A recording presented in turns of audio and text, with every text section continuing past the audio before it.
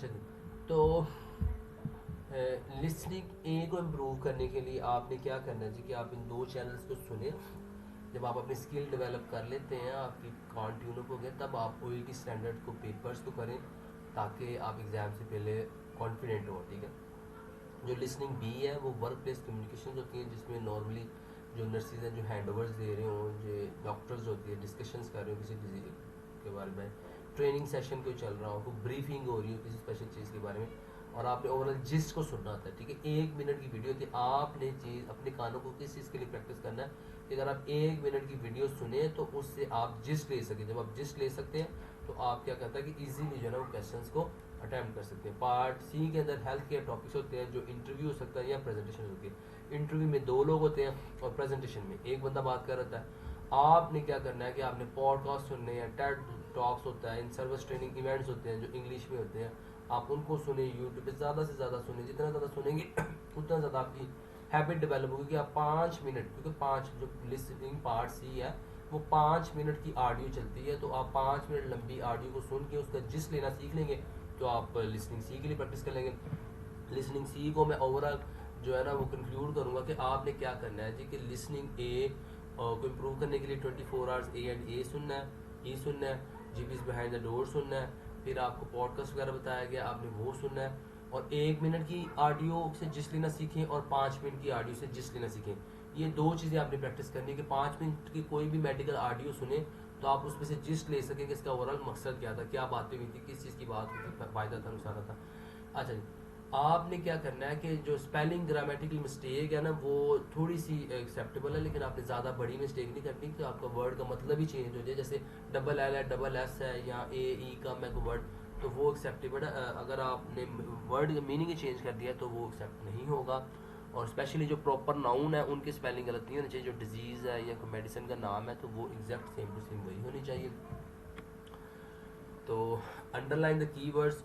Question जो be listening B है उसके अंदर जो चीज़ है वो ये कि आपने क्वेश्चन के अंदर जो कीवर्ड है उनको हाईलाइट करना है, ऑप्शंस के अंदर कीवर्ड्स को हाईलाइट करना है, और फिर स्पीकर को सुनते हुए आपने जवाब अपना लिखना है, कौन सा क्वेश्चन को मद्देनजर रखते हुए आपने जवाब लिखना है। सी के अंदर भी क्या कि आपने फोकस रहना है। जब आप कंसंट्रेशन और आप फोकस नहीं होंगे तो आप ऑब्वियसली डिट्रैक्ट हो जाएंगे। साइन पोस्टिंग एक मेन टेक्निक इसके अंदर यूज होती है, आपने इसको फॉलो करना है कि आप क्वेश्चन कहाँ से चल रहा है और आप कौन सा क्वेश्चन आ गया, कौन सा क्वेश्चन आ गया, और कीवर्ड्स को याद रखना है। कीवर्ड्स को याद रखते हुए आपने अपने ऑप्शन को सिलेक्ट करना है। ठीक है।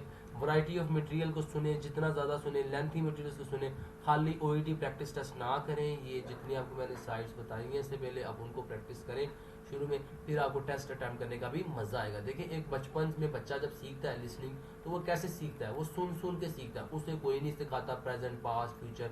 वो हम सबको सुनता था, अपने माँ बाप को, अपनी बहन, अपनी पुप्पो को, अपनी चाची को, अपनी सारे जितने भी रिलेटिव्स हैं इर्द गिर्द उसके, नाना नानी दादा, तो उनको सुनते सुनते ही वो उर्दू सीख जाता है। तो जब आप लिसनिंग आप हर रोज़ आधा घंटा 1 घंटा आपकी प्रैक्टिस होगी लिसनिंग सुनने की, और जो वैरायटी ऑफ मटेरियल्स मैंने आपको बताया, डिक्शनरी यूज़ नहीं करनी। देखिए आपने खुद से मतलब ढूंढने की, ये सबसे बेसिक टिप है। ओईटी में अगर आपने पास होना है ना, आपने डिक्शनरी यूज़ नहीं करनी। जब भी आप कुछ सुन रहे हो खुद से एज्यूम करें इसका मतलब क्या सकता था, रेफरेंस को साथ देखे हुए। ठीक है। कॉन्टेक्स्ट जो आप सुन रहे हैं उससे पहले क्या बात हो रही थी, बाद में क्या बात हो रही थी, उसके मुताबिक का जवाब क्या आ सकता है। आपने डिक्शनरी यूज़ किए बगैर गैस करना है, उसके बाद फिर डिक्शनरी देखें कि मैंने सही गैस किया कि गलत गैस किया। इससे आपकी स्किल डेवलप होगी। ठीक है। अब जल्दी से हम रीडिंग पे आ जाते हैं। तो रीडिंग भी ए बी सी है, इसमें भी 30 वाला पास है। ए के अंदर 15 20 नंबर का होता है, बी सी जो होता है वो 45 नंबर का होता है। ए को जो होता है ना, एक टेक्स्ट होता है जिस एक टॉपिक होता है जिसके ऊपर 4 टेक्स्ट होते हैं, 650 वर्ड्स का वो टेक्स्ट हो सकता है। ठीक है। और आपने इसके अंदर इम्प्रूव करने के लिए क्या यूज़ करना है, स्कीमिंग एंड स्कैनिंग करनी है। उसके लिए मैंने अलग वीडियो बनाई हुई है, वो आप सुन सकते हैं, लेकिन स्कीमिंग और स्कैनिंग के बारे में आपको अंडरस्टैंडिंग होनी चाहिए। टारगेट आपने 18 रखना है, 18 नंबर आपके आएंगे तो फिर ये आप जो है इसमें नंबर ले सकते हैं। बी के अंदर क्या है, 6 शॉर्ट टेक्स्ट होते हैं, 6 क्वेश्चन होते हैं जो gist based, purpose based, main point, detail, फिर क्वेश्चन होते हैं।